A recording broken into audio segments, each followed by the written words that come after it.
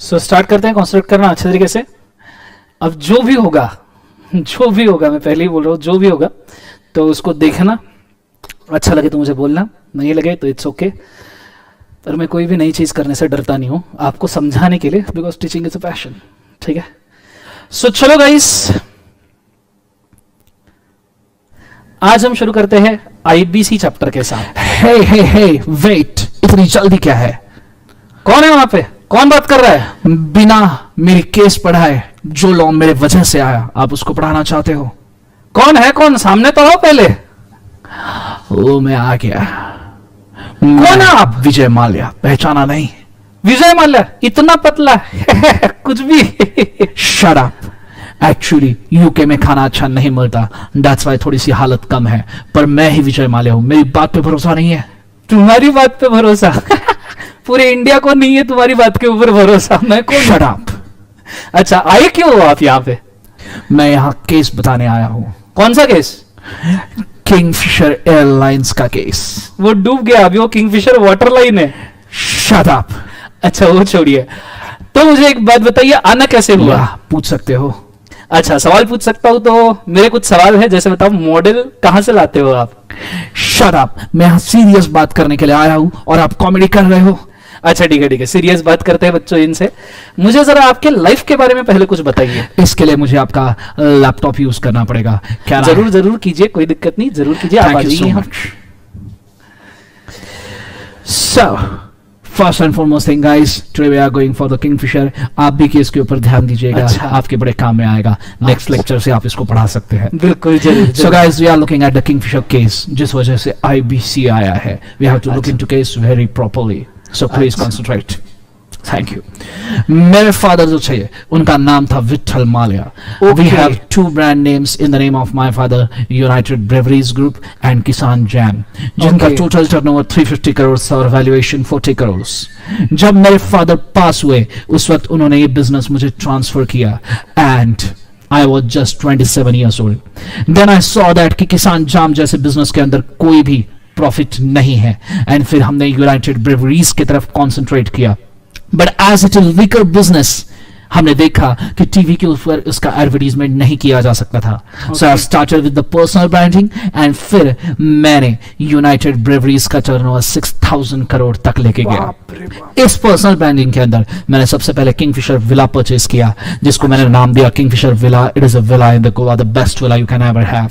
Then I have invested in F1 car races. I have invested for the heroines, for their photo shoots. I have invested in RCB, a best team for the IPL. Sorry, अभी तक उसने IPL का cup नहीं जीता, we are very sorry. और फिर हमने event sponsorship में भी इन्वेस्टमेंट किया, जिसमें हॉर्स रेसेस जैसी बड़ी बड़ी चीजें हमने इन्वॉल्व की थी। बहुत बढ़िया। As because of this, I was nominated as Forbes 40th richest person for the Kingfisher Liquor and United Breweries. At the same time, मेरे दिमाग में एक और प्लान चल रहा था। मैंने सोचा कि क्यों ना हम एक और बिजनेस शुरू करें। On my son's 18th birthday, we have started with Kingfisher Airlines. मतलब वाटर लाइन जो डूब गया है। Shut up. बेसिक कंसेप्ट हमारा Kingfisher Airlines के पीछे का ये था कि हम एक लग्जरी एयरलाइन सर्विसेज देंगे एट वेरी लो कॉस्ट। और इस लग्जरी एयरलाइन सर्विसेज के अंदर हमने luxury seats, at the same time bars in the airlines, so आप फेयर भी हमें दो, बार में दारू भी हमारी ही पियो। so I was very happy. at the same time हमने 18 से 22 years वाली सभी एयर होस्टेस अपॉइंट की, 22 के ऊपर सभी डिस्क्वालीफाई हो जाती थी। can you understand? at the same time हमने एंटरटेनमेंट टीवीज लगा दिए, जिस वजह से हमारे पूरे एयरलाइन इंडस्ट्री में रेवोल्यूशन आ गया। सब लोग एंटरटेनमेंट टीवी मेरे वजह से लगाते हैं। फिर हमने हमारे कस्टमर्स और पैसेंजर्स को किट्स देना शुरू कर दिया, जिसके अंदर हेडफोन, स्मॉल गिफ्ट्स, ऐसी छोटी छोटी चीजें हम देते थे। एट द सेम टाइम हमने बुक्स वगैरह भी अरेंज करना शुरू कर दिया। Thank you.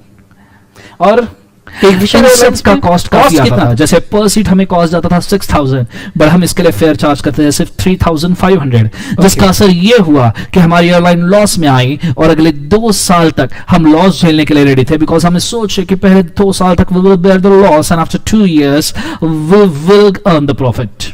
वैसा 2 साल बाद करने क्या वाले थे? Actually 2 years बाद we want to have a license for the international travels, but वो लाइसेंस रिजेक्ट हो गया। ओके, फिर उसके बाद डूब गया। डूबने गई, shut up. War for this purpose हमारा इंटरनेशनल लाइसेंस रिजेक्ट हो गया, so we have to actually acquire Air Deccan, the cheap cost airlines. ये चीप कॉस्ट एयरलाइन इतना चीप था कि हमें इसमें से इस टाइप की चीप एयरलाइन को कन्वर्ट करके हमें करना पड़ा कन्वर्ट इसमें। ये कैसा फोटो है? Sorry, this is not a photo, हमें कन्वर्ट करना पड़ा इसमें। अच्छा, बड़ी चमकीली चीज दिखा रहे हो। Shut up. अल्टीमेटली हमारे किंगफिशर के अंदर हमने ये देखा कि हमने एयर डेक्कन एक्वायर करने के बाद उसको नाम दे दिया किंगफिशर रेड और उसके फेयर्स कम रखे। प्रॉब्लम हमारे साथ ही हमारा हो गया। बात ये हुई कि किंगफिशर एयरलाइंस के जितने भी कस्टमर्स थे वो किंगफिशर रेड की तरफ, एयर डेक्कन की तरफ शिफ्ट होना शुरू हुए बिकॉज ऑफ लो फेयर्स। जब हमने किंगफिशर रेड का टर्नओवर ज्यादा देखा, डिमांड देखी, तो हमने किंगफिशर रेड के भी प्राइसेस बढ़ा दिए। बट अल्टीमेटली प्राइस के वजह से सभी हमारे जो पैसेंजर्स थे वो दूसरे लोकल एयरलाइंस पे शिफ्ट होना शुरू हुए and unfortunately we have to bear the loss.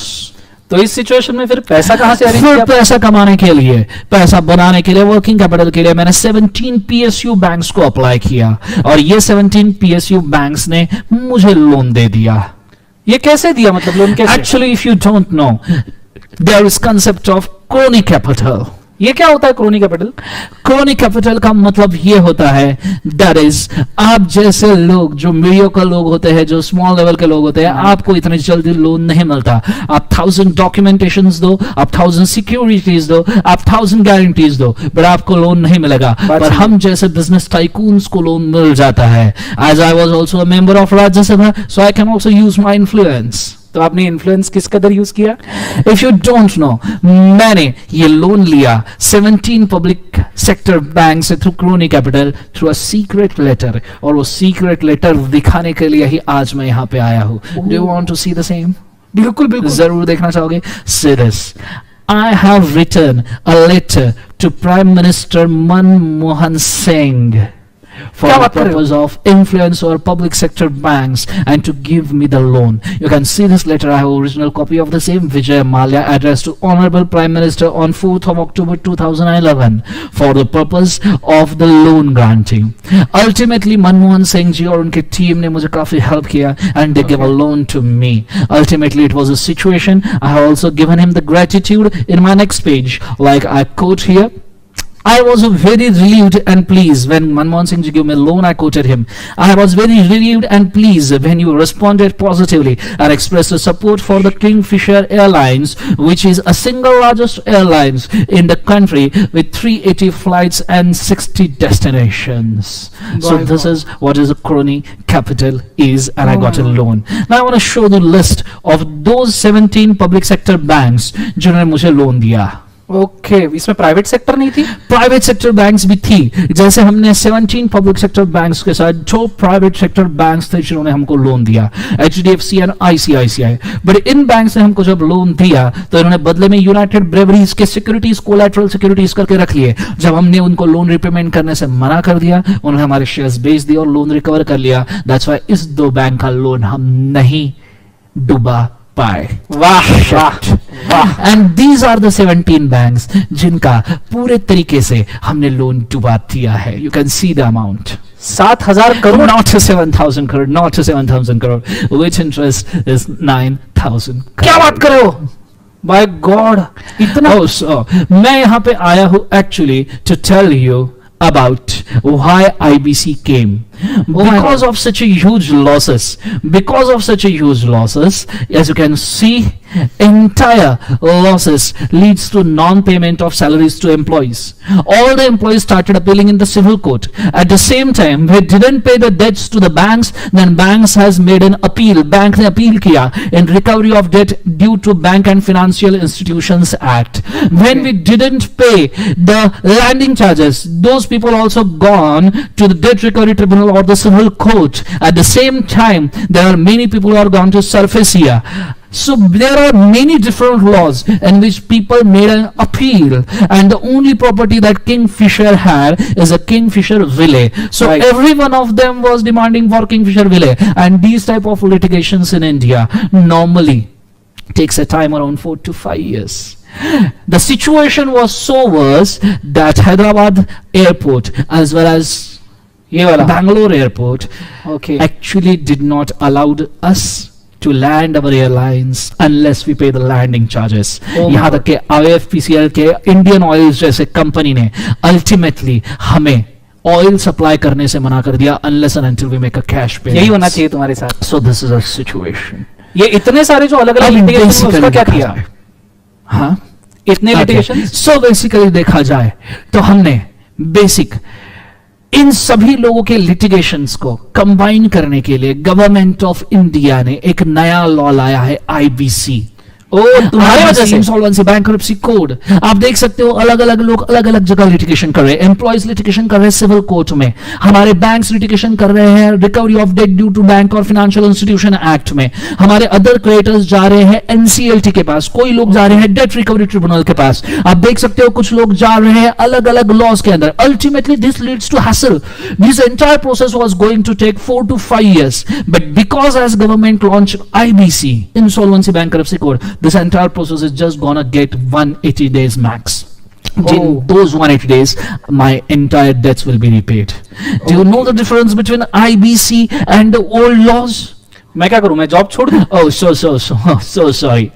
So you teach the IBC, I will take a leave. I guess this is quite different. Okay. आपसे मिलके बड़ा दुख हुआ, दोबारा मत आना please. Thank you so much for giving me the opportunity to come here. Thank you so much. शाम को हम बियर जरूर पियेंगे। नहीं नहीं, माफ करना मेरे Oh, को। sorry. I'll just come. I'll see. Okay. Do you have some amount to give me as a loan? नहीं भैया Okay, चाहिए, so माफ it's कीजिए। okay. It's Sorry, okay. sorry। Hi. Okay. Bye.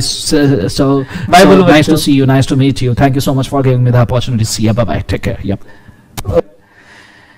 सो विजय माल्या जी ने आपको आके खुद केस बोला, तो मैं क्या बोलूं जिंदगी के अंदर। एनीवेज कुछ फैक्ट्स मुझे बताने हैं। जो विजय माल्या जी ने लेटर दिखाया है किंगफिशर का, of course I want to say that is the true letter. ये संबित पात्रा जी थे बीजेपी के, इन्होंने ये लेटर रिलीज किए थे, जो मनमोहन सिंह जी को लिखे हुए थे पी चिदम्बरम जी को, और उसके ऊपर उनको रिप्लाई भी आया था कि इनकी कंपनी लॉस मेकिंग होने के बावजूद भी इनको ये 17 पब्लिक सेक्टर बैंक से लोन दिया जाएगा। बात कुछ ऐसी होती है बच्चों, सबसे पहले रिलीज हो जाओ, आप इसको रिवर्स कर करके भी देख सकते हो, कोई दिक्कत नहीं, लेकिन आपके पास 1.5 टाइम्स ही व्यू है। आई कैन अंडरस्टैंड, मैंने मेरे तरफ से अच्छा ट्राई किया। आई होप आपको ये पसंद आया होगा, पसंद आया तो जरूर मुझे बताना। I will be very happy to know this. ठीक है, now let's get back to the concept. 17 PSU bank जो होते हैं, पीएसयू के अंदर पैसा लगता है गवर्नमेंट का। किसका पैसा लगता है? गवर्नमेंट का। और गवर्नमेंट के पास पैसा कहां से आता है? टैक्स पेयर मनी से। तो टैक्स पेयर मनी का पैसा आया गवर्नमेंट के पास, और गवर्नमेंट ने पैसा डाला पीएसयू में, जो था 7,000 करोड़, इंटरेस्ट मिला के 9,000 करोड़। ये विजय माल्या ने एज ए लोन लिया और डुबा दिया। क्यों पीएसयू बैंक्स ने सिक्योरिटी नहीं ली यूनाइटेड ब्रेवरीज के शेयर्स की, जैसे ली गई थी एचडीएफसी और आईसीआईसी ने? एचडीएफसी आईसीआई इसके अंदर नहीं फंसे। आप देखिए वापस से एक बार लिस्ट, एचडीएफसी आईसीआईसीआई इसके अंदर नहीं फंसे। आप देखो सभी के सभी पीएसयू बैंक है, SBI, Punjab national, IDBI, bank of India, bank of Baroda, United bank of India, central bank, UCO bank, corporation bank, state, मतलब सभी पीएसयू बैंक है। क्यों इन पीएसयू बैंक ने सिक्योरिटी नहीं मांगी? सबसे बड़ा सवाल यह है। मतलब यहां सिर्फ विजय माल्या ने फ्रॉड नहीं किया है, the government is at also the fault. जो गवर्नमेंट की पूरी स्ट्रक्चर है, सिस्टम है, वो भी पूरी की पूरी सिस्टम यहां पे फॉल्ट में है। जब इतने सारे बैंक्स ने जब लोन लिया, वो भी 7,000 करोड़ का, आई गेस एचडीएफसी आईसीआईसीआई ने मिला के भी हजार करोड़ का लोन दिया होगा, तो उन्होंने यूबी के शेयर एज ए सिक्योरिटी लिए थे। जब विजय माल्या ने लोन रिपेमेंट करने से मना कर दिया, तो इन्होंने उसके शेयर बेच दिए और फिर खुद का लोन रिकवरी कर लिया। जैसे विजय माल्या जी ने आपको अभी बोला, सो आपको तो पता है, उन्होंने बेच के रिकवर किया। इसलिए इस लिस्ट में, डूबने के लिस्ट में, आपको एचडीएफसी आईसीआईसीआई का नाम नहीं दिखेगा बच्चों। ये गलत है।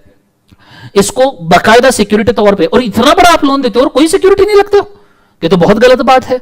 ये चीज नहीं होनी चाहिए। मतलब किसी ना किसी पॉलिटिकल पर्सन ने खुद के पॉलिटिकल पावर का मिसयूज किया है, और उसी के लिए मैंने आपको फोटोज दिखाए। इट्स नॉट कि ये फोटोज फेक है, ये आप वीडियो भी मैं आपको बोलता हूं, संबित पात्रा का विजय माल्या टू चिदम्बरम के लेटर, या ऐसा कुछ तो भी आप यूट्यूब पे सर्च कीजिए, आपको पूरा वीडियो मिलेगा।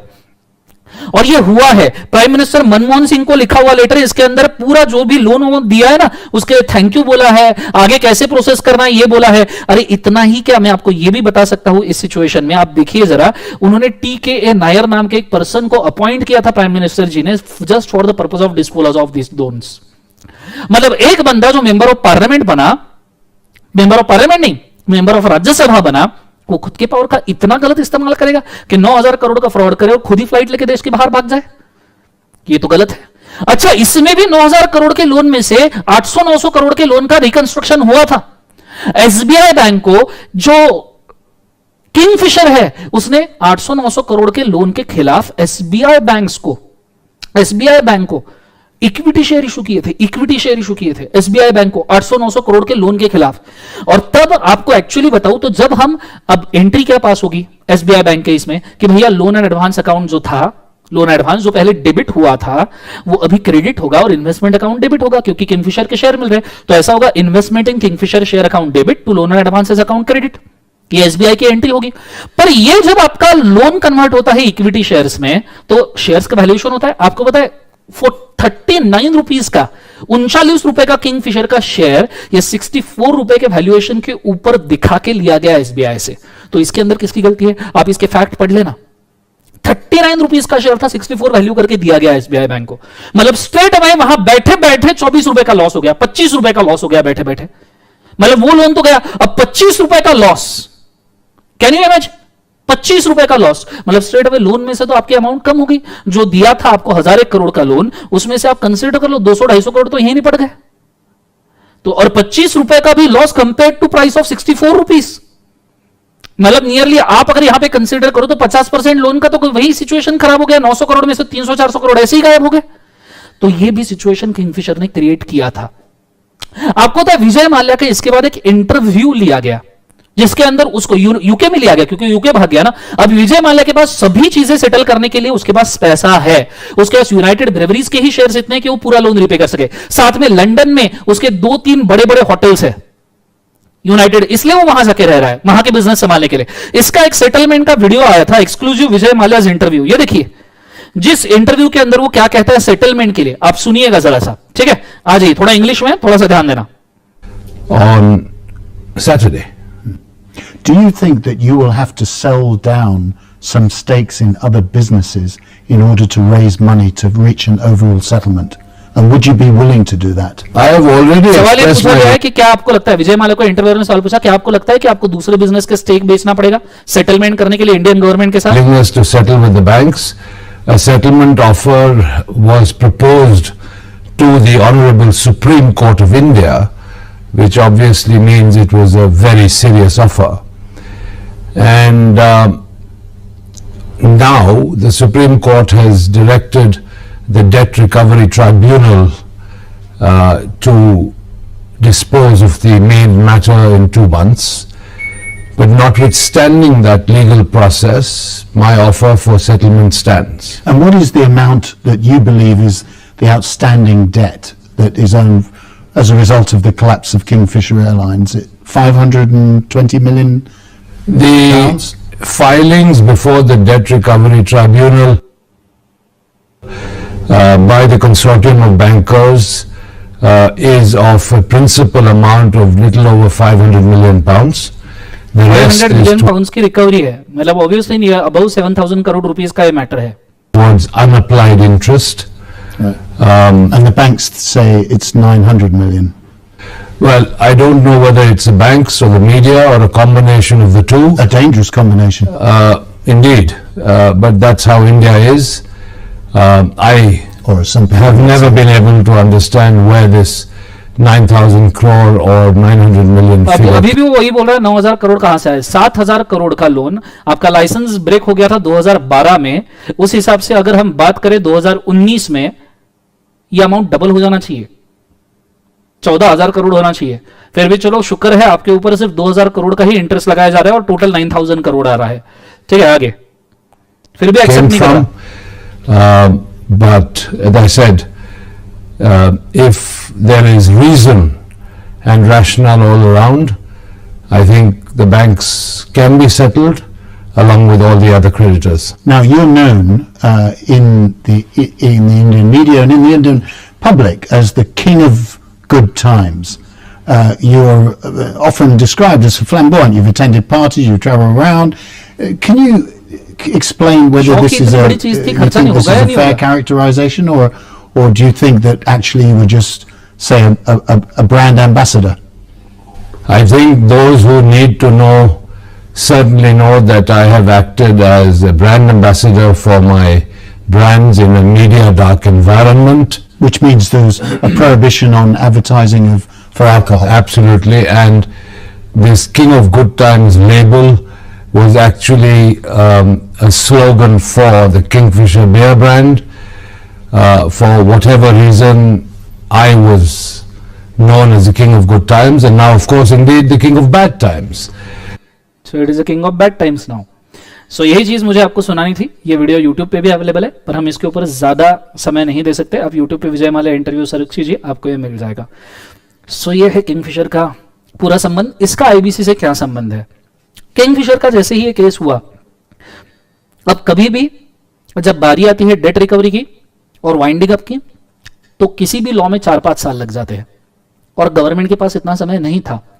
इसलिए गवर्नमेंट ने इसके बाद के सभी इंसॉल्वेंसी और बैंकरप्सी के लिए वन प्लेटफॉर्म लाया. अब देखिए, आप एम्प्लॉइज आते थे सिविल कोर्ट में, ठीक है, जितने भी हमारे जो बैंक्स थे वो जाते थे recovery of debt due to the bank and financial institution act में, मतलब डेट रिकवरी ट्रिब्यूनल.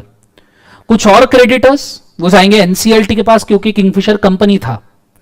कुछ और क्रेडिटर्स वो जाएंगे सरफेसिया में, अगर उनका एनपीए डिक्लेयर कर दिया गया है. तो 4-5 डिफरेंट कोर्ट में केसेस चल रही है, और किंगफिशर के पास इकलौता विला कौन सा? Kingfisher villa.